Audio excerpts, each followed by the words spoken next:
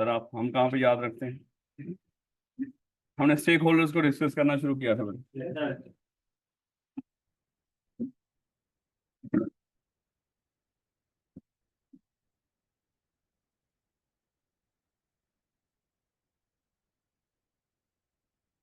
और याद करें मेरे बच्चे, हमने डिस्कस किया था स्टेक होल्डर्स के अंदर कि हर वो इदारा हर वो इदारा जिसमें किसी भी बंदे का कोई इंटरेस्ट, यानी कि ये कह लें हर वो बंदा जिसका उस इदारे में कोई इंटरेस्ट हो। ये बंदा ही नहीं मेरे बच्चे, कोई और, हमने डिस्कस किया था इदारा भी हो सकता है, कोई और बंदा या कोई और इदारा अगर जिसका इस इदारे में कोई इंटरेस्ट हो, समझ लो वो इसके क्या है, स्टेक होल्डर है। या सादा अल्फाज में हमने डिस्कस किया था हर वो बंदा या इदारा जो इस ऑर्गेनाइजेशन को इफेक्ट कर सकता हो या इन्फ्लुएंस कर सकता हो या सादा अल्फाज में इस पर असरअंदाज हो सकता हो, या ये इदारा जिन लोगों पर या इदारों पर असरअंदाज हो सकता हो, ये सारे इसके क्या होंगे, स्टेक होल्डर्स हों। तो लफ्ज तो स्टेक होल्डर से ही वैसे काफी पता चल जाता है। हर वो बंदा जिसका उस ऑर्गेनाइजेशन में इंटरेस्ट हो वो उसका क्या कहलाएगा, स्टेक होल्डर, यानी कि इंटरेस्ट होल्डर सादा अल्फाज में। अगर चाहिए वो सूद वाली इंटरेस्ट नहीं, ये मुफाद वाली इंटरेस्ट है कि जिसका भी उस ऑर्गेनाइजेशन में मुफाद होगा वो उसका स्टेक होल्डर कहलाएगा। अब मेरे बच्चे ये बातें हम वैसे ही एक एक करके वो सारे डिस्कस कर लें उन लोगों को। अगेन मेरे बच्चे आपने याद करके वहां पे आपको कोई ऐसे तो आना नहीं, ना ही वो आपको कहेगा टाइप्स ऑफ स्टेक होल्डर बताओ और उसमें फिर आगे ये बताएंगे वो पुराने स्टेक होल्डर की क्या क्या इंटरेस्ट होती है, इतनी डिटेल में तो कुछ नहीं बताएगा। वो एक एमसीक्यू क्वेश्चन आना है आपको। इसलिए यहाँ पे जितनी चीजें पढ़ रहे हो वो पूरे टॉपिक का आपस में रिदम हो या ना हो, उसके आगे जितने भी उसमें सब टॉपिक्स हो, हर सब टॉपिक का आपको पता होना चाहिए। है जो भी लाइन लिखी हो उसके मतलब का आपको पता होना चाहिए। अगर ये चीजें आपको पता है और कॉन्सेप्ट आपके बिल्ड कॉन्सेप्ट भी हो, ये भी याद रखिएगा। है वहां पे थोड़ी बहुत चीजें जो आपके नॉलेज बेस की बजाय जो आपके जरा थोड़ी सी जहाँ पे एप्लीकेशन बेस आएगी, थोड़ी सी अकल भी इस्तेमाल होनी है। ये ना समझिएगा कि बिल्कुल किताब ही उठा के वो आपको दे देगा। हाँ, किताब के ही कॉन्सेप्ट को अप्लाई भी करवा लेंगे। इसलिए मेरे बच्चे हमारा मकसद यहाँ पे सिर्फ इसको रीड करना नहीं है, ये भी है कि हम चीजों को कॉन्सेप्चुअली भी समझें। तो हमने डिस्कस किया था मेरे बच्चे हमारे स्टेक होल्डर तीन तरह के होंगे, हकीकत में दो तरह के होते हैं, तीसरा हमने इन दोनों से ही बनाया है। एक इंटरनल जो सादा अल्फाज में हमने डिस्कस किया था, हर वो बंदा जो इस ऑर्गेनाइजेशन की चार दीवारी में पक्का पक्का पक्का पक्के का मतलब ये नहीं कि वो दिन रात यहीं पे रहता हो, यानी कि जैसे होता है ना फुल टाइम एम्प्लॉय है, जो सादा अल्फाज में फुल टाइम इस ऑर्गेनाइजेशन की चार दीवारी के अंदर काम कर रहा हो, वो हमारा क्या है, इंटरनल स्टेक होल्डर है। और जो बंदा इंटरनल जिस चार दीवारी के अंदर का ना हो, बाहर का हो, वो हमारे लिए एक्सटर्नल स्टेक होल्डर है। फिर हमने डिस्कस किया बड़े सारे लोग बहुत अहम बाहर भी हैं चार दीवारी के, जैसे हमारे सप्लायर हैं जो जिनसे माल खरीद के हम तो कोई चीज बना के बेचते हैं, वो हमारी चार दीवारी के अंदर थोड़ी बैठे हैं, वो तो बाहर ही बैठे हैं। या हमारे बड़े सारे मेजर कस्टमर हैं, वो भी हमारे यहाँ पे ऑर्गेनाइजेशन के अंदर थोड़ी बैठे होंगे, वो भी बाहर होंगे। या वो लोग जो हमारे लिए कवानीन बनाते हैं जो गवर्नमेंट के लोग हैं, रूल्स एंड रेगुलेशन बनाने वाले, वो भी हमारी ऑर्गेनाइजेशन में थोड़ी बैठे होंगे, वो भी बाहर बैठे होंगे। तो बड़े सारे ऐसे लोग हैं जो बड़े अहम हैं लेकिन हमारी चार दीवारी के बाहर बैठे हैं। और बड़े सारे अहम लोग ऐसे भी होंगे जो हमारी चार दीवारी के अंदर होंगे। जैसे हमारे कुछ ऐसे बड़े इंपॉर्टेंट एम्प्लॉइज होंगे, उन्हीं इंपॉर्टेंट एम्प्लॉइज में से जैसे आप जैसे इंशाल्लाह कल जब बड़े होंगे तो आप जैसे लोग सीईओ सीएफओ बनेंगे, ये भी बड़े अहम लोग होते हैं। तो ऐसे लोग बाहर या अंदर ऑर्गेनाइजेशन के इंटरनल या एक्सटर्नल स्टेक होल्डर में से जो इंतहाई इंपॉर्टेंट हो, जिनके साथ एक कॉन्ट्रेक्चुअल रिलेशनशिप हो, मेरे बच्चे उन लोगों को हमने कहा था वो कनेक्टेड स्टेक होल्डर है। खैर, कहता है कि every business involve transaction with people, ये तो पक्की बात है, इंसानों के साथ ही ट्रांजैक्शन करते हैं। कभी देखा है कि वो देखो गाय वो कोकोमो खरीद के लेके जा रही है, इंसान ही खरीद खरीद के लेके जाएंगे ऐसे ही। आप बंदर कर लिया करते हैं ट्रांजैक्शन, लेकिन वो पैसे नहीं देते, वो लोगों के हाथों से छीन के, दुकान से छीन के लेके चले जाते हैं। वो होता है ना, वो डॉक्यूमेंट्री में दिखा रहे होते हैं वो जिन इलाकों में बंदर ज्यादा है, ऐसे ही ना। आपके इलाके में तो नहीं ना? नहीं नहीं सर, हम तो यहाँ पे आ गए सर, कैसी बात कर रहे हैं, मजाक कर। अब अच्छे बच्चे कहता है कि those people are affected by the business and therefore have a stake in it, यानी कि लोगों के साथ बिजनेस क्या करता है, लोगों से ट्रांजैक्शंस करता है। और जो जिन लोगों के साथ ट्रांजैक्शंस हो रही हो मेरे बच्चे, डेफिनेटली वो हमारी हमारे अगर हम बिजनेस क्या ट्रांजैक्शन कर सकता है कोई बिजनेस किसी के साथ, है एम्प्लॉइज है, क्या एम्प्लॉय के साथ ट्रांजैक्शन नहीं कर रहा, उनसे काम ले रहा है, उनको पैसे दे रहा है, ये भी ट्रांजैक्शन है। आम कस्टमर से पैसे लेकर उनको चीजें दे रहा है, ये भी ट्रांजैक्शन है। सप्लायर से माल खरीद के उनको पैसे दे रहा है, ये भी ट्रांजैक्शन है। तो मेरे बच्चे ट्रांजैक्शन तो होती हैं, जितने भी लोग हैं इनके साथ इन्वॉल्व, सबके साथ क्या होती है, जैसे मालिक है उससे पैसा लिए और बदले में उसको प्रॉफिट कमा के दे रहे हैं, वो भी ट्रांजैक्शन है। कहता है कि those people are affected by the business and there have a stake in it, they are refer to as stake holder, यानी कि ऐसे लोगों को हम क्या बोलेंगे यहाँ पे, stakeholder are people who have interest, या सादा अल्फाज में वो लोग जिनका इस ऑर्गेनाइजेशन में इंटरेस्ट है। A business in business a stake holder is an individual, वो अच्छा इंडिविजुअल लफ्ज बोले थे जिंदा इंसान के लिए, जहां पे लफ्ज कहीं लिखा हो नेचुरल पर्सन या लफ्ज लिखा हो इंडिविजुअल, इसका मतलब क्या होता है, जिंदा इंसान, मतलब हम लोग। और जहां पे खाली लफ्ज पर्सन लिखा हो, खाली पर्सन, देखो एक पर्सन खाली, उसका मतलब जिंदा इंसान भी होता है और मुर्दा नहीं है कंपनी, और पढ़ेंगे आगे जाके, मुर्दा नहीं होता, मुर्दा अल्लाह माफ करे होता है। देखें ये भी एक जिंदगी की हकीकत है, अल्लाह माफ करे कोई बंदा ना रहे तो हम तो उसका नाम भी नहीं उससे फौरन ही छीन लेते हैं, उसका नाम मैयत बन जाता है मेरे कुछ। तो अल्लाह माफ करे उस लम्हात को भी, ये नहीं अल्लाह माफ करे उसकी कोई तमन्ना तो नहीं, लेकिन याद रखा करो बच्चे, मौत को भूल कर जिंदगी ना जी। बेटा कह रहा है कि business stakeholder in any individual, यानी कि स्टेक होल्डर कोई आम इंसान भी हो सकता है, कोई ग्रुप ऑफ पीपल भी हो सकते हैं, या कोई पूरी कम्युनिटी भी हो सकती है, that has an interest in the organisation. हालांकि इसको बोलना चाहिए था यहाँ पे कि ऑर्गेनाइजेशन भी हो सकती है, in an organisation and the outcome of its operation, यानी कि ऑर्गेनाइजेशन के अंदर या वो ऑर्गेनाइजेशन जो कर रही हो उसके अंदर लोगों की इंटरेस्ट होती है। Common example of stakeholder include employee, customer, shareholder, supplier, communities and government. Communities किसको बोलते हैं, ये पढ़ेंगे हम।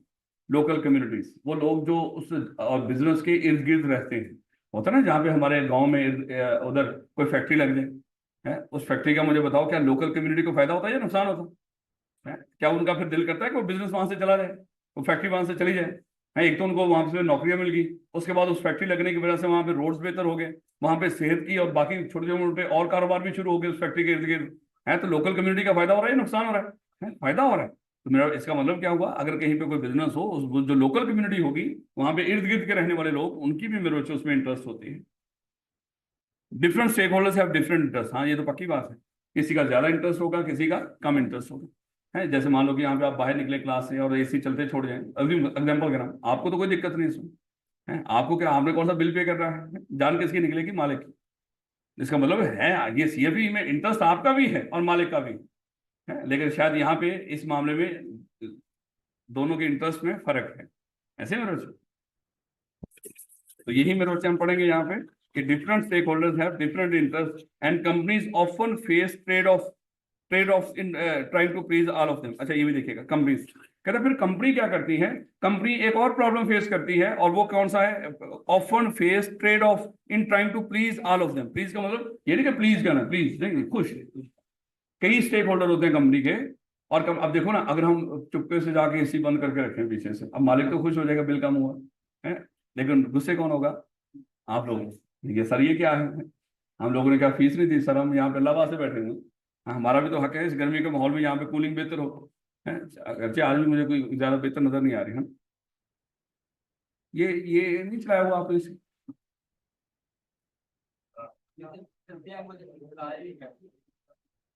ये भी नहीं चलता,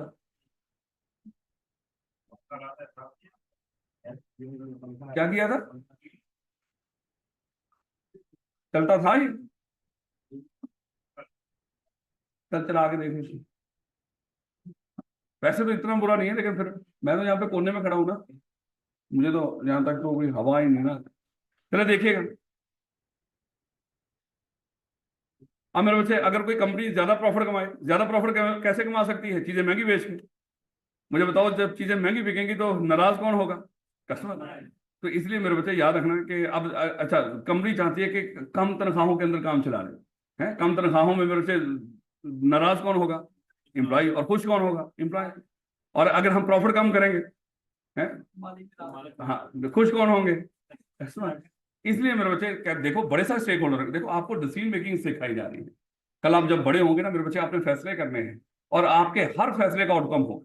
कभी नहीं सोचना कि मैंने फैसला किया है, मेरे फैसले की औकात ही क्या है, जैसे मैं वैसा मेरा फैसला नहीं। आपका हर फैसले की औकात होगी, आपके फैसले से बड़े सारे लोग नाराज होंगे, बड़े सारे खुश होंगे। इसलिए आपने देखना है किसको नाराज करना है, किसी तगड़े को नाराज कर लिया चपेड़े पड़ेंगे हैं। इसलिए हमने, हाँ ये पक्की बात है, याद रखना, कई लोग आपके स्टेक होल्डर बड़े तगड़े होंगे, स्ट्रॉन्ग स्टेक होल्डर हैं, जिसको कहते हैं पावरफुल स्टेक होल्डर्स हैं। अगर आपने उनको नाराज कर दिया उसके कॉन्सिक्वेंसेस हों, है। इसलिए आप किसको नाराज करोगे, जो माड़े स्टेक होल्डर है, माड़ों को मेरे बच्चे हमने नाराज करना। अब देखो ना, पाकिस्तान का वो आया, बजट आया है, एक तगड़ा घर था, उस तगड़े घर के लिए बाकी सारे घर के लिए खर्चे जो भी बजट था एक तरफ, उस तगड़े घर का बजट एक तरफ।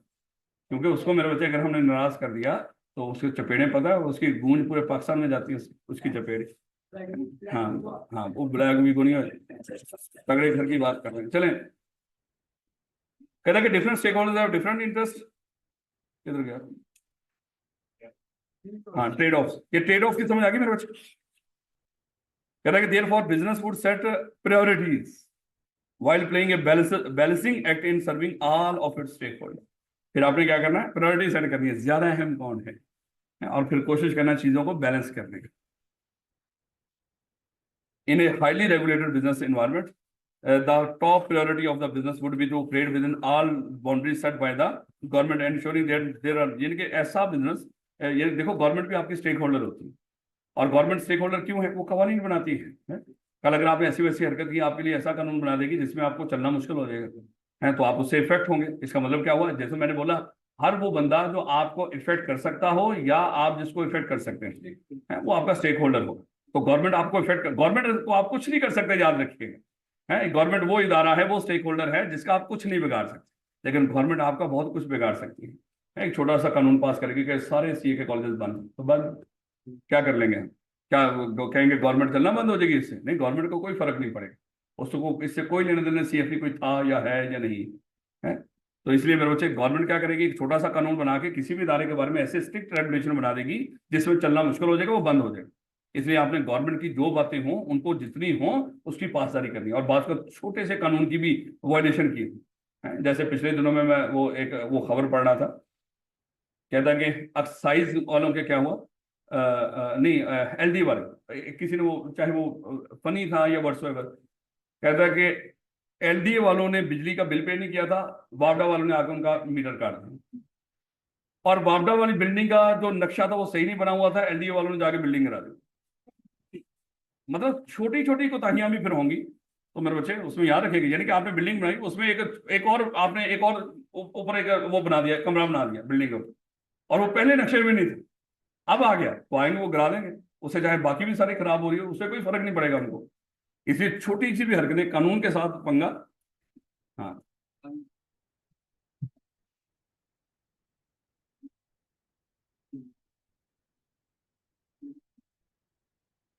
अच्छा बेटा, ट्रेड ऑफ का मतलब होता है लेन देन करना। लेन देन का मतलब क्या है यहाँ पे? कि अगर आप एक को, यानी कि एक को खुश करोगे तो दूसरा नाराज, दूसरे को खुश करोगे तो पहला नाराज, तो इसलिए आपको क्या करना पड़ेगा? वहां पे ट्रेड ऑफ, बैलेंस रखना पड़ेगा, है यानी कि कोशिश ये करनी है दोनों खुश हो, लेकिन ज्यादा खुश उसको रखना है जो ज्यादा है। ये पढ़ेंगे आगे जाके चीजें।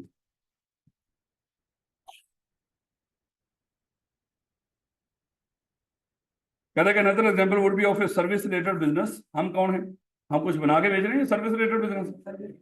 कहता है कि where customers are an important stake holder, यानी कि यहाँ पे औकात किसकी है और कस्टमर कौन है?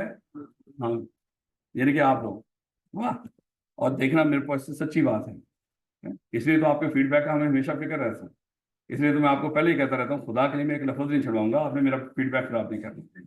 क्योंकि अगर आपने जिस तरह की बात कर दी तो 2 साल तो उसके लिहाज से फैसला करेंगे कि राणा साहब को अगली दफा लेक्चर देना है कि नहीं देना है। इसलिए मेरी रोजी रोटी है, मेरे छोटे छोटे बच्चे हैं, मेरे बच्चों हैं, तो इस बात का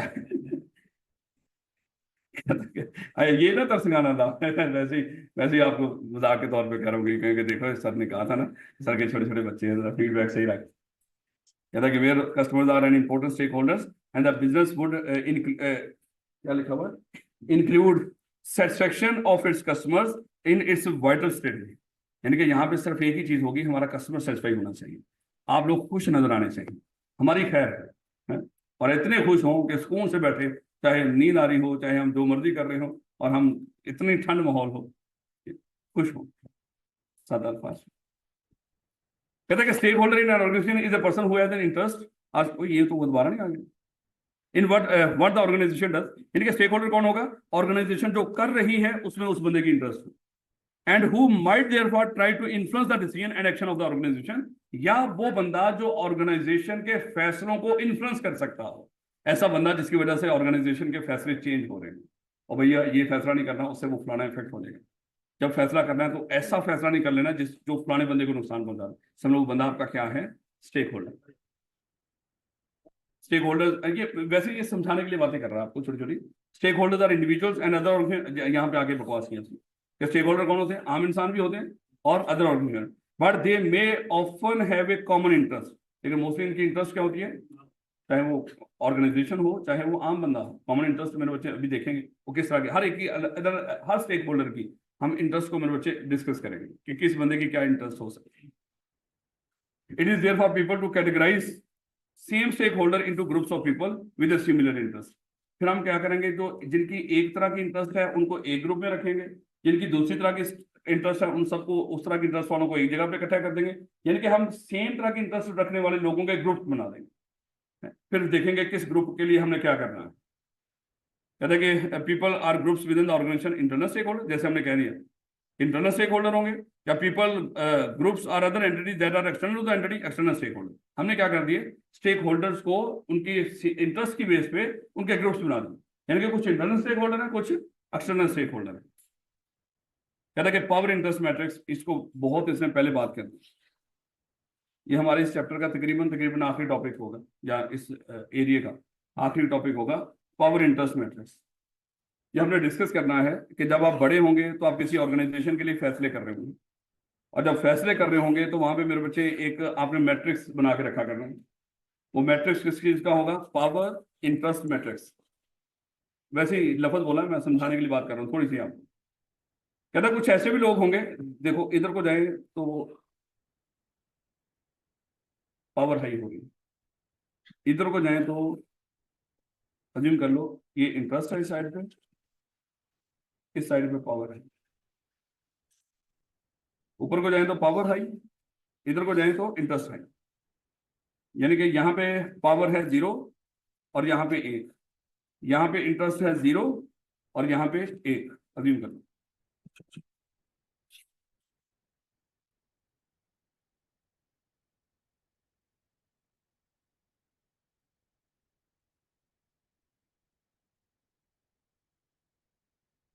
तो आएगा वैसे थोड़ी सी ले बेटा।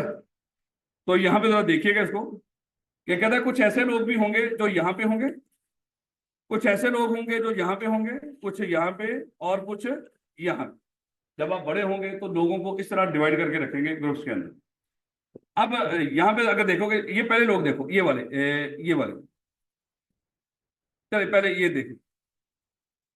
मैं कह दूं कि ये ऐसे लोग हैं जिनकी पावर बड़ी कम है, और मैं ये कह दूं कि ऐसे लोग हैं जिनकी इंटरेस्ट भी कम है ऑर्गेनाइजेशन में, जिनकी ऑर्गेनाइजेशन में पावर भी ना हो और जिनकी ऑर्गेनाइजेशन में इंटरेस्ट भी कम। तो यहाँ पे ऐसे लोग होंगे। मतलब सीएफई में नजर दौड़ाओ, आपको कौन लग रहा है जिसको सीएफई के चलने चलाने से इसको कोई लेना देना है ही नहीं, चाहे सीएफई उसके लिए आज बंद हो जाए। और क्या लग रहा है कौन सा ऐसा बंदा है जिसकी सीएफई में कोई सेव नहीं, कोई डिसीजन नहीं कर सकता, कोई फैसला नहीं कर सकता? अरे ऐसे में तो हम ही नजर आ रहे हमारे अलावा तो सर हमें कोई दिखाई नहीं दे रहा। फिलहाल तो आप वैसे तो आप भी हो सकते हैं फिलहाल, लेकिन नहीं आप नहीं। अगर हम बात करें अल्लाह ताला इन सब के लिए आसानी पैदा करें, अगर हम बात कर लें ऑफिस बॉयज की, जितना उनको पे किया जा रहा हो तो उनको कोई फर्क नहीं पड़ता, वो इतना कहीं पर भी उनको पे कर देंगे, इदारा रहे या ना रहे, उनको इस चीज की कोई फिक्र नहीं हो। तो उनको शायद हम इस मैट्रिक्स में रखेंगे, तो शायद इनकी ऑर्गेनाइजेशन में इतनी ज्यादा इंटरेस्ट नहीं है और इनके पास पावर भी नहीं है, तो शायद इनके बारे में हमें कुछ बहुत ज्यादा सोचने की जरूरत नहीं है। ऐसे ही ना बच्चे, कुछ ऐसे लोग होंगे जो यहाँ पे होंगे, ये दूसरे क्वाड्रेंट में, पावर हाई, इंटरेस्ट नहीं है। ऐसे ना बच्चे, यहाँ पे पावर क्या है और इंटरेस्ट क्या है? 0।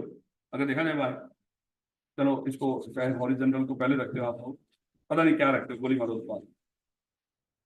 बस ये तो पता ना यहाँ पे पावर क्या है, हाई, और इंटरेस्ट क्या है, लो। ये कौन से लोग होंगे? जैसे आपकी गवर्नमेंट, क्या गवर्नमेंट के पास बड़ी पावर होती है? कोई इंटरेस्ट होती है किसी इदारे में? उसको कोई लेना देना नहीं होता किसी इंडिविजुअल इदारे के साथ, है कोई चले या ना चले। लेकिन खबरदार अगर किसी ने गवर्नमेंट की बात ना मानी या गवर्नमेंट को कैसे नुकसान पहुंचाने की कोशिश की, क्योंकि गवर्नमेंट क्या है, उसकी पावर हाई है, इंटरेस्ट लो है। इसलिए मेरे बच्चे जब भी आपने फैसला करना है, गवर्नमेंट को लाजमी दिमाग में रखें कि यहाँ पे गवर्नमेंट का क्या रिएक्शन हो सकता है। ये आपका बहुत अहम स्टेक होल्डर है। क्यों, किस वजह से अहम हुआ, उसके पास पावर है। इसी तरह कुछ लोग होंगे जो मेरे बच्चे यहाँ पे फॉल करते होंगे, ये वाले मैं कह दूं, ये ऐसे लोग हैं जिनकी इंटरेस्ट हाई है और पावर भी हाई है। ये दो लोग, यानी कि ये वो लोग जिनकी इंटरेस्ट और पावर दोनों हाई है। तो ये कौन हो सकते हैं? हाँ, कंपनी के बड़े खासतौर पे, जैसे बोर्ड ऑफ डायरेक्टर, या जिस तरह आपने कहा कंपनी के मालिक, शेयर होल्डर्स, ये वो लोग हैं जिनकी इंटरेस्ट भी हाई है और पावर भी हाई।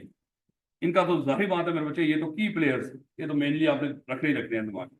उसके बाद एक वो लोग आएंगे जिनकी इंटरेस्ट हाई है लेकिन पावर क्या है, इंटरेस्ट बड़ी है लेकिन कर कुछ नहीं सकते मेरे बच्चे। ये हमारे मान लो कोई मिडिल मैनेजमेंट भी हो सकती है उस तरह करके। चलो इस तरह ये चाहे रहने दो। और कौन हो सकता है यहाँ पे आपके दिमाग में? इंटरेस्ट हाई हो लेकिन पावर लो हो। सोचो अभी सीएफई के अंदर वो बैठे हुए लोग, इंटरेस्ट हाई है, पावर लो है? क्या मजाल कोई एसी भी चला सके अपनी अपनी तरफ से उठ के? है पावर इतनी सी है, क्या मजाल ये कह सके सर ऐसा करें आज क्लास 10 मिनट पहले छोड़ दें, क्या मजाल आप है? तो इसका मतलब पावर जीरो, इंटरेस्ट हाई, पैसा लगा हुआ है, फ्यूचर है हमारा सर यहाँ पे। तो इंटरेस्ट हाई, पावर लो, कस्टमर्स खास तौर पे, कस्टमर कर कुछ नहीं सकते लेकिन इंटरेस्ट बहुत होती है, क्योंकि उनको लग रहा होता है कि जितना हम पैसा लगाएं यहाँ पे उतनी हमें वैल्यू भी मिले। इंटरेस्ट हाई है लेकिन खुद कुछ नहीं कर सकते, डिसीजन मेकिंग में इन्वॉल्व नहीं। तो ये इसका नाम उसने बड़ा प्री मैच्योर बोल दिया। ये आगे जाके हम पढ़ेंगे हमारे सिलेबस में, ये होगा, थोड़ी सी बात इसकी करेगा।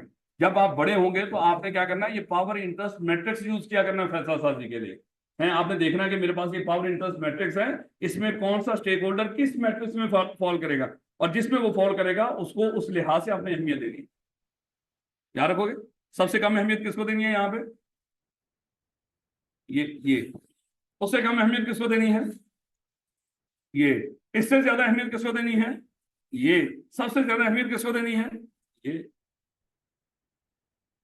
ऐसे ही है ना? तो ये मेरे बच्चे आपको सिखाया जाएगा। इसका नाम क्या है? Power interest matrix. यानी कि आपने ये दोनों चीजें प्लॉट करके देखा करनी है, कौन कहां पे फॉल कर रहा है। कह रहे हैं कि power interest matrix can be used to categorise stakeholders based on their power or influence and interest in a project or entity. और अपने घर के अंदर भी ये पावर इंटरेस्ट मैट्रिक्स आ ना, जरा जाकर बना के देखिए हैं।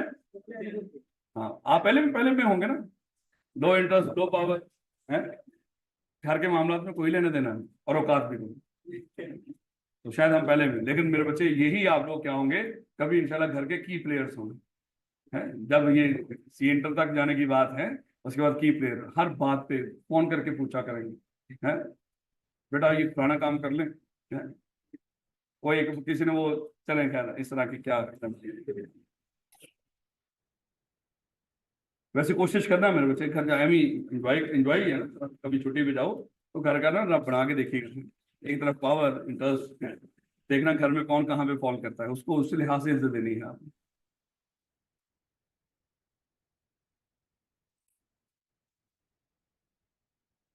छोटे बहन भाई फंसेंगे वहां। कहते हैं कि this should begin with list of all possible stake holders.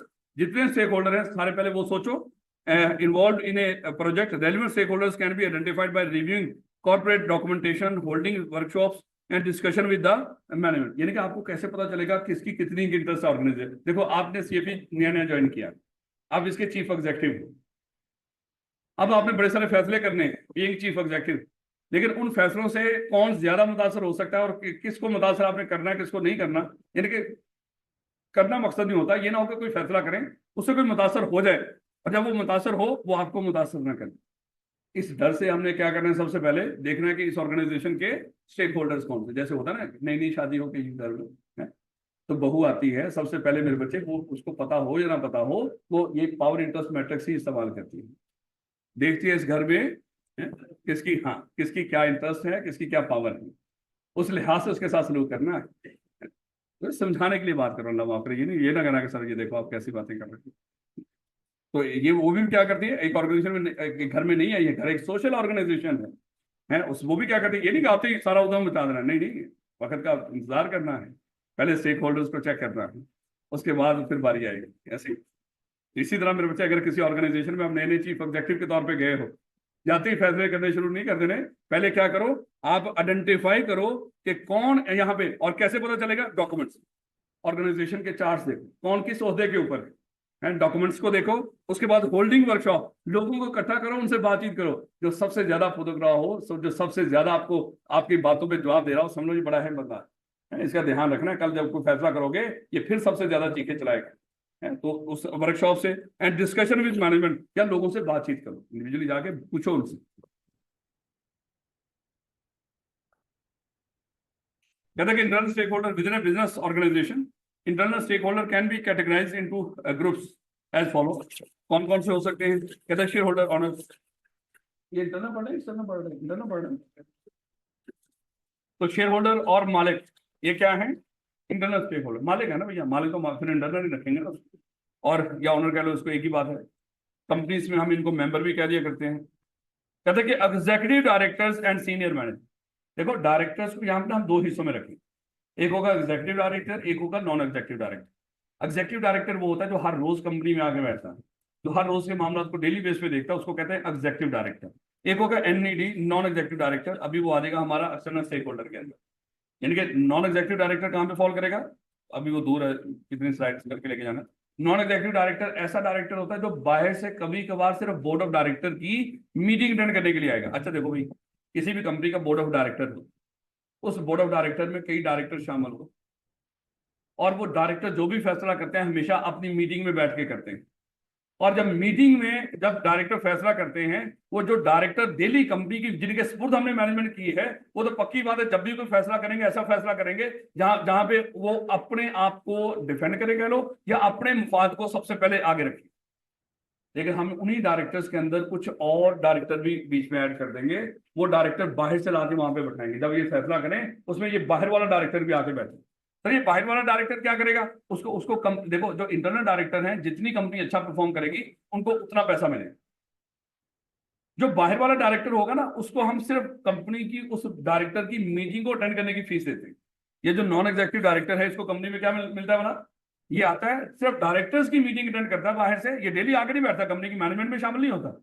इसका काम सिर्फ और सिर्फ क्या होगा, आके मीटिंग अटेंड करना डायरेक्टर, और चला जाएगा बाहर, और इसको मीटिंग की फीस देंगे। तो मेरे बच्चे, जब कंपनी फिर फैसले करेगी और उसमें नॉन एग्जीक्यूटिव डायरेक्टर बैठा होगा, वो कंपनी को ओवरऑल उसके मुफाद का सोचेगा, ना कि अपने मुफाद के बारे में, क्योंकि उसको पता मुझे तो फीस ही मिलनी है। उसके बदले में जब वो वहां पे बैठ के बातें करेगा, एक तो बाहर से आया, बाहर के हालात भी बताएगा उनको कि बाहर क्या चल रहा है, ये तो घर के मैंडेट है, इनको क्या पता कि बाहर क्या चल रहा है। और दूसरे नंबर पे मेरे बच्चे, उसका कोई अपना कॉन्फ्लिक्ट ऑफ इंटरेस्ट नहीं होगा ऑर्गेनाइजेशन के अंदर, यानी कि उसको ये नहीं कि कंपनी अच्छा परफॉर्म करेगी उसको अच्छा मिलेगा, क्योंकि उसको तो सिर्फ डायरेक्टर की मीटिंग रन करने की फीस मिल रही है बस। ऐसे डायरेक्टर को बोलते हैं, ये क्या है, नॉन एग्जीक्यूटिव डायरेक्टर, जो बाहर से डायरेक्टर्स की मीटिंग अटेंड करने के लिए आते हैं, वो कंपनी की मैनेजमेंट का हिस्सा नहीं होते। और एग्जीक्यूटिव डायरेक्टर्स कौन से होते हैं? जो टॉप मैनेजमेंट होता है उसको हम एग्जीक्यूटिव बोलते हैं खासतौर पर। तो इसलिए लफ्ज डायरेक्टर नहीं खाली बोला उसने, क्या बोला है, एग्जीक्यूटिव डायरेक्टर, क्योंकि आगे नॉन एग्जीक्यूटिव डायरेक्टर भी आएंगे, वो कौन सा स्टेक होल्डर होंगे, एक्सटर्नल। और एज सीनियर मैनेजर, ये तो पक्की बात है मेरे बच्चे, ये घर के ही होते हैं। कहते हैं other managers and employees, it might be appropriate to divide management and employees into subcategories where there are groups with different interest and concerns. कहते हैं बाकी जो मैनेजमेंट और एम्प्लॉई है, उसको आप मजीद ग्रुपों में डिवाइड कर सकते हैं, क्योंकि डिपेंड करेगा कि आपकी मैनेजमेंट की हायरार्की कितने की लंबी चौड़ी है। बात का होता है ना, डायरेक्टर्स हैं, जैसे अगर हम हायरार्की की बात करें मेरे बच्चे, सबसे ऊपर मालिक बैठे होते हैं, शेयर होल्डर या ऑनर बैठे होते हैं, इनके नीचे मेरे बच्चे, वैसे ही समझाने के लिए बात करने लगा हूं, इनके नीचे मेरे बच्चे होता है board of directors. Board of director ने अपना एक बंदा अपॉइंट किया होता है जो इनके बिहाफ पे कंपनी चला रहा होता है, उसको बोलते हैं चीफ एग्जीक्यूटिव। चीफ एग्जीक्यूटिव के नीचे मेरे बच्चे हो सकता है कि कंपनी कई रीजन्स में काम करती हो, वहां पे मेरे बच्चे क्या होंगे, कुछ रीजनल मैनेजर होंगे। फिर आगे मेरे बच्चे हो सकता है कि इनके नीचे कुछ मजीद डिवीजन हो और डिवीजनल मैनेजर्स। फिर मेरे बच्चे इनके आगे मेरे बच्चे हो सकता है कि कोई आगे उसकी मजीद जो कंपनी जो काम कर रही हो उसका मैनेजर हो, असिस्टेंट मैनेजर हो, उसके बाद मेरे बच्चे वो हो क्या कहते हैं, सुपरवाइजर हो, फिर वर्कर है। एक इस तरह करके एक लंबी चौड़ी हायरार्की हो सकती है, और इस हायरार्की में सारों को आपने देखना है कि कौन सा किस तरह का स्टेक होता है। खैर ये पढ़ेंगे, इसको चार्ट को देखेंगे। जब बेटा एक एक बंदे का बताने लगा और हर बंदे की इंटरेस्ट का बताने लगा। देखो हमने बोला था स्टेक होल्डर किसको बोलते हैं, जिसकी ऑर्गेनाइजेशन में इंटरेस्ट। अब आपको इंटरनल स्टेक होल्डर्स के बारे में बताएगा कि मैंने बात की थी ऑनर्स की, तो ऑनर्स कौन होते हैं और उनकी किस तरह की इंटरेस्ट होती है ऑर्गेनाइजेशन के अंदर, ये तो वैसे आपको वैसे ही पता है। मालिकों की क्या इंटरेस्ट होगी ऑर्गेनाइजेशन में, ज्यादा से ज्यादा प्रॉफिट आए, उनके शेयर्स की वैल्यू ज्यादा बढ़े, एसेट्स की वैल्यू बढ़ रही हो।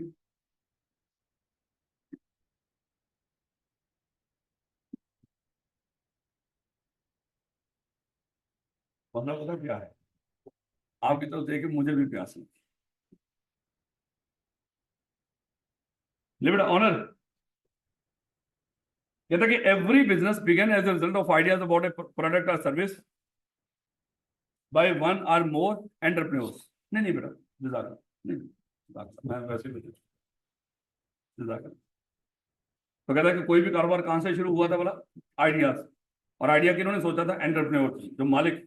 कहते हैं as explained earlier, entrepreneurship is the act of creating, organising and managing a business. यानी कि वो बंदा जो बिजनेस को क्रिएट करता है, यानी कि पहले आइडिया सोचता है कि ये मैंने काम करना है, उसके बाद फिर क्या करता है, उसको ऑर्गेनाइज करता है। ऑर्गेनाइज करने का मतलब क्या है, जब बिजनेस आपने सोच लिया ये मैंने फलाना, जैसे चलो अज्यूम कर लो, ये जो सीएफई बनाने वालों ने सबसे पहले सोचा होगा, आइडिया सोचा है कि हमने क्या करना है, सीएफई बनाना है, सीएफई बना लिया। क्या सीएफई बना लेना खाली काफी था, क्रिएट कर लिया, लेकिन इसको ऑर्गेनाइज भी तो करना है ना।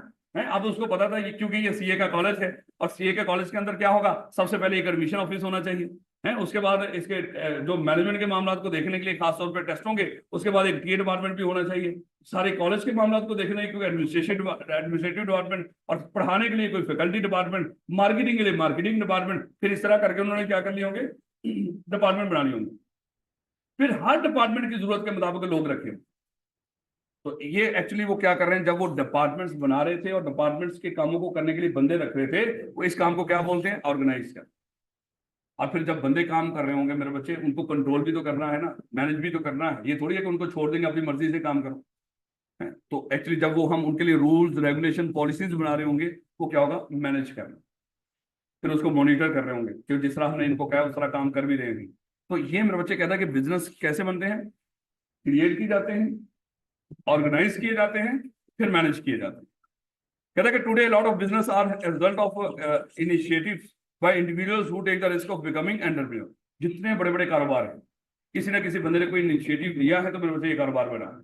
आज आपको लग रहा है ये टेस्ला है, ये फलाना है, अमेजोन है, फेसबुक है या मेटा है, जो भी है ये, कुछ लोगों ने कभी एवं बैठे बैठाए कोई आइडिया सोचा होगा। अगर हम मेटा की बात करें जो पहले फेसबुक था, तो मेरे बच्चे ये भी तो, फेसबुक अभी भी है नाम उसका, लेकिन ओवरऑल जो कंपनी पीछे उसने अपना नाम मेटा रख लिया।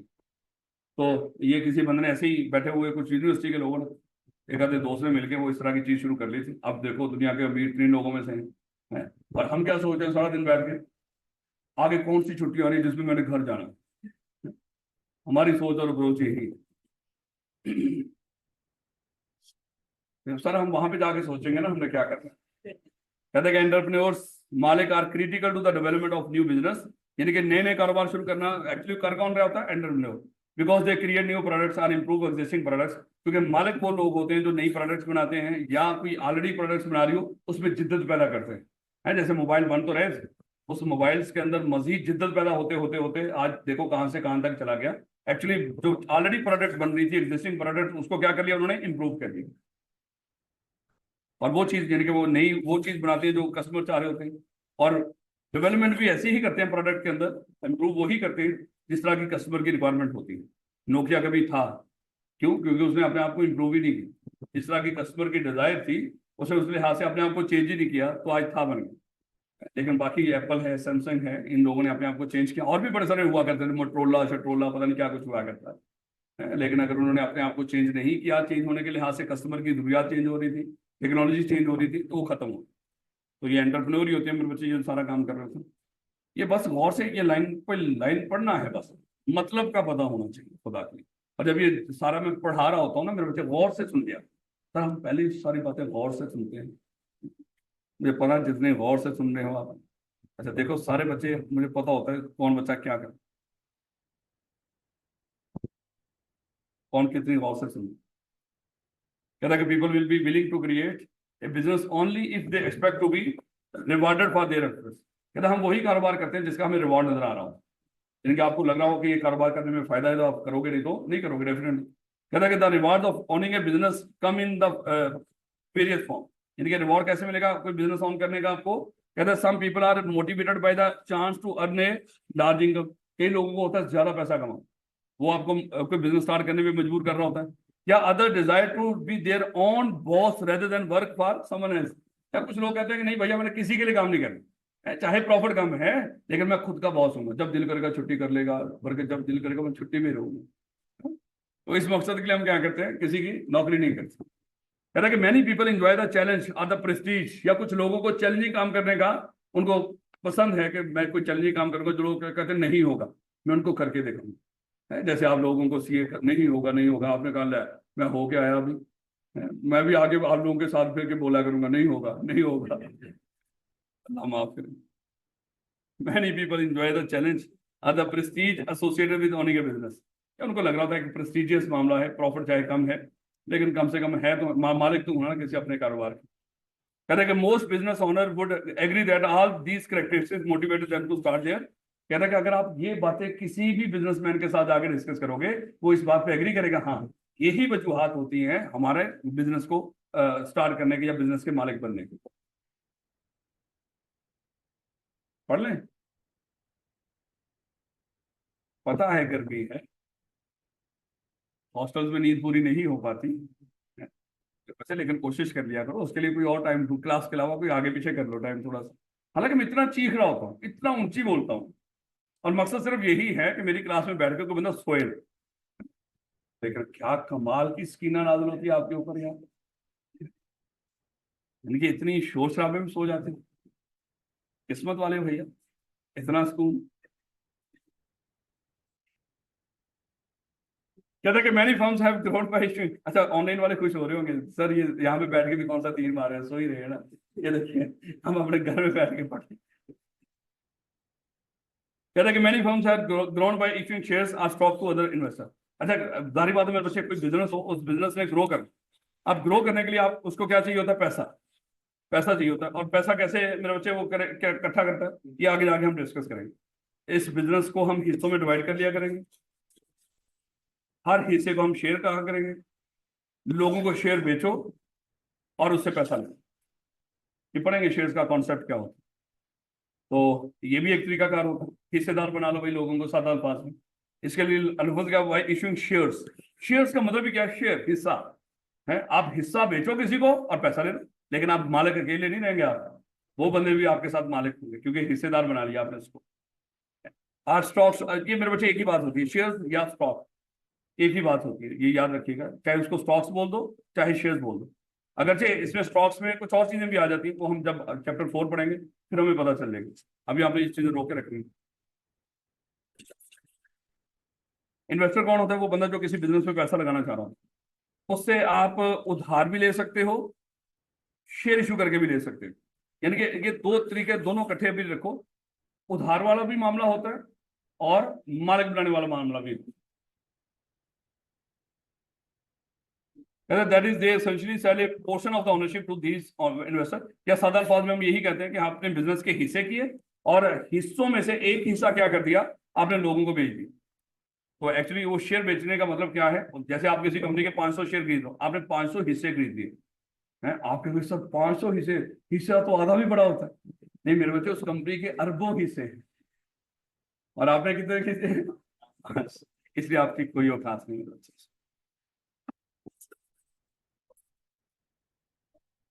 The stock received by investors, stocks मतलब shares received by investor is a certificate represent, थोड़ा सा देख लीजिए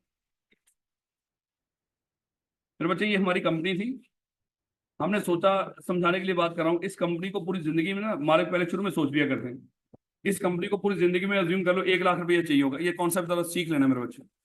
इस कंपनी को पूरी जिंदगी में कितना पैसा चाहिए होगा, 1 लाख, ये कौन सोचेगा, इस कंपनी के बनाने वाले मालिक शुरू के अंदर ही सोच लेंगे।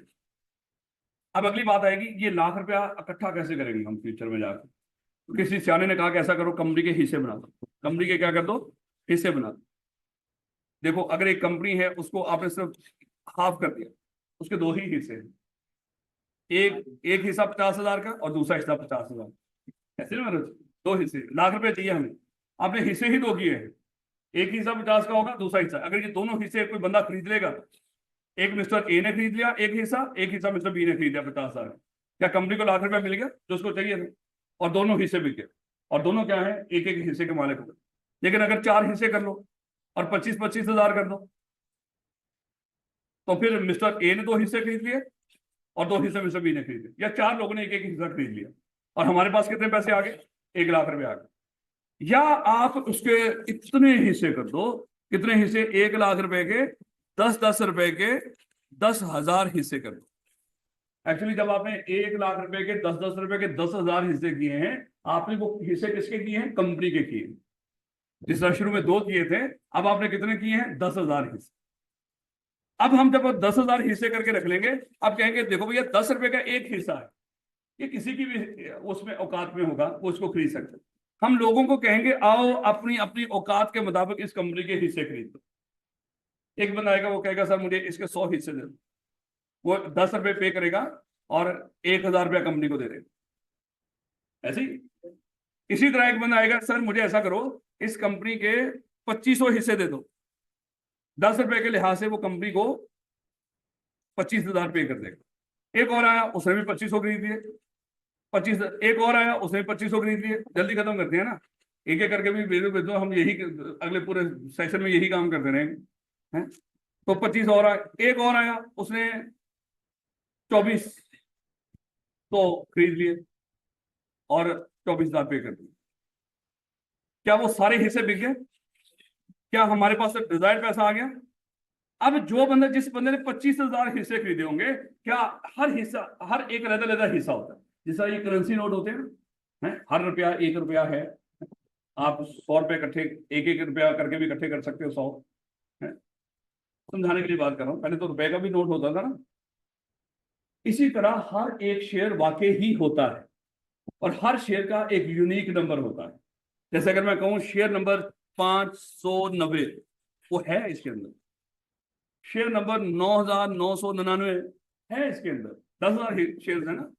हर शेयर है इसमें, हर हिस्सा उसका एक यूनिक नंबर है, 1 से लेके 10,000 तक। तो अगर किसी बंदे ने 2500 शेयर खरीदे, आपको क्या लग रहा है हम उसको 2500 शेयर खरीद के दे देंगे? नहीं नहीं, वो उठा के दे देंगे, ये लो पकड़ 2500 शेयर, और इतना बड़ा थद्दा पकड़ के दे देंगे उसको शेयर। नहीं नहीं, उसको एक सर्टिफिकेट दे देंगे। क्या करेंगे, उसको एक सर्टिफिकेट दे देंगे, सर मिस्टर ए आपको मुबारक हो, आपने इस कंपनी के शेयर नंबर 1 से लेके 500 तक खरीदे हैं, ये शेयर सर्टिफिकेट आपका। दूसरे ने जिसने 500 अगले खरीदे थे, उसको हम कहेंगे सर 501 से लेके 1,000 तक आपके शेयर, एक सर्टिफिकेट पर लिखकर दे दिया करें। ये सर्टिफिकेट इनके पास इस बात की एविडेंस होती है कि वाकई ही उनके पास इस कंपनी के शेयर्स हैं और मालिक। उसी तरह जैसे आप लोग जब सीए कर लोगे, कितने पेपर पास करने हैं आपने, 21, क्या आपको 21 सर्टिफिकेट मिलेंगे? नहीं नहीं, एक ही सर्टिफिकेट दे दें, उसी सर्टिफिकेट के ऊपर लिखा होगा कि आपने 21 पेपर पास करनी है, और आप आई के आपके मेंबर हो, है। वो सर्टिफिकेट इस बात की एविडेंस होगा कि आप वाकई ही सीए हो, क्योंकि वैसे तो नहीं लग रहा होगा। आप लोगों को सर्टिफिकेट दिखाओगे, ये देखो मैं क्या हूँ, चार्टर्ड अकाउंटेंट, क्योंकि मेंटेन नहीं ना रखते सीए वाले अपने आप।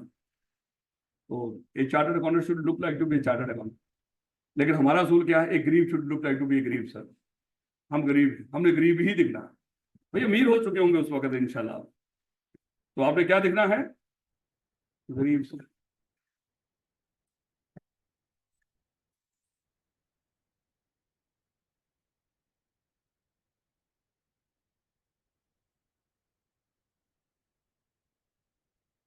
वो हमारे सियाने ना हमें एक बात कहा करते थे, कहते थे खाओ मन भाता और पाओ जग भाता, यानी कि जो दिल को करे अच्छा लगे वो खाओ, लेकिन जिस तरह का वहां पे कल्चर हो, पहनावा वैसा ही होना चाहिए। तो ये ना हो कि अल्लाह माफ करे, बंदा हॉस्टल से उठा और सीधा क्लास में।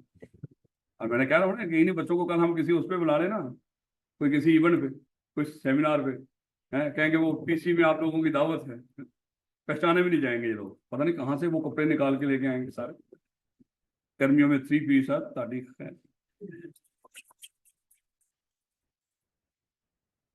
तो देखिएगा, ये समझना मेरे बच्चे, ये जो ऊपर आपको थोड़ी सी बात समझाई है ना, ये बात जाके हमने आगे डिस्कस करनी थी कंपनी के स्ट्रक्चर के अंदर, तो मैंने थोड़ा सा यहाँ पे बता दिया और फिर आगे जाके उसको दोबारा डिस्कस करेंगे।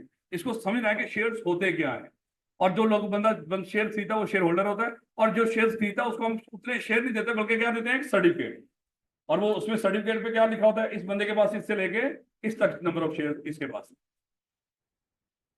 कहते the stock received by investor is a certificate representing ownership of the specific business, यानी कि जो बंदा भी उस कंपनी के स्टॉक्स खरीदेगा उसको हम बदले में क्या देंगे, एक सर्टिफिकेट देंगे जो इस बात की निशानी होगी कि यह बंदा उस स्पेसिफिक बिजनेस का ऑनर है। The investors who purchase stocks are called stockholder या शेयर होल्डर, एक ही बात है, स्टॉक्स मतलब शेयर, शेयर मतलब स्टॉक्स, याद रखोगे ना इस बात को, इन दोनों में कोई फर्क नहीं रखना आपने फिलहाल। The funds received by the firm that issue stocks can be used by to expand the firm, मतलब यहाँ पे कारोबार की बात कर रहे हैं, वो फर्म जिसने शेयर इशू करके लोगों से पैसा इकट्ठा किया, क्या खुदा ना खासा उसका क्या करना है उसने, खा जाना, नहीं नहीं, बिजनेस के ऊपर लगाना, ताकि बिजनेस क्या करे, ग्रो करे, एक्सपैंड हो। जैसे हमें मजीद एक और ब्रांच खोलनी है, हमें पैसों की जरूरत है, हमारे पास शेयर्स पड़े हुए हैं, हम क्या करेंगे, वो शेयर्स लोगों को भेज देंगे, सीएफई में मजीद लोगों को हिस्सेदार बना लेंगे, लेकिन पैसा आ जाएगा, हम उससे एक और ब्रांच खोल लेंगे। कहता है कि large firm such as Unilever, Lucky Groups of companies and General Tyres now have millions of stockholders, millions, तो सोचो मिलियंस में उसने कोई लिमिट नहीं रखी, इसलिए मैंने कहा कि शेयर्स कैसे होते हैं बड़ा कंपनीज के, करोड़ों अरबों, but when they were created they were small business, यानी कि शायद किसी एक बंदे ने कारोबार शुरू किया, लेकिन आज उसके मालिक कितने हैं, शेयर होल्डर कितने हैं, लाखों शेयर होल्डर भी हैं। बेटा एक फर्क थोड़ा सा जाते जाते याद रखिएगा, एक लफ्ज होता है स्टेक होल्डर, एक लफ्ज होता है शेयर होल्डर। स्टेक होल्डर का तो पता ना, हर वो बंदा जिसका कंपनी में इंटरेस्ट हो वो क्या होगा, हर वो बंदा, क्या जो बंदा जिसने उस कंपनी के शेयर्स खरीदे हैं क्या उसका इंटरेस्ट है कंपनी में, पक्की बात, उसे शेयर्स खरीदे हैं वो मालिक है, उसका इंटरेस्ट भी है, इसका मतलब है हर शेयर होल्डर स्टेक होल्डर होता है। लेकिन मुझे बताओ, मैंने आपको बताया था, आप सीएफबी भी एक कंपनी है, कर लो, इसके भी शेयर्स हैं और आप उसके कस्टमर हो, आप यहाँ पे बैठे पढ़ रहे हो, मुझे बताओ आपने इस कंपनी के, आप पहले नंबर में बताओ कि आप इसके शेयर स्टेक होल्डर हो, स्टेक होल्डर तो हो ना, क्या आपके पास शेयर्स हैं इस कंपनी के, नहीं, इसका मतलब है हर स्टेक होल्डर शेयर होल्डर, लेकिन हर शेयर होल्डर स्टेक होल्डर होता है, लेकिन लोग इसको एक ही समझते हैं, नहीं नहीं, बहुत फर्क है इसके अंदर। वो शेयर होल्डर जिसके पास शेयर्स हैं उसी को शेयर होल्डर बोलेंगे, और शेयर होल्डर क्या होता है, स्टेक होल्डर भी होता है, और स्टेक होल्डर जिसकी इंटरेस्ट है, लाजमी नहीं कि उसके पास क्या हो, शेयर्स।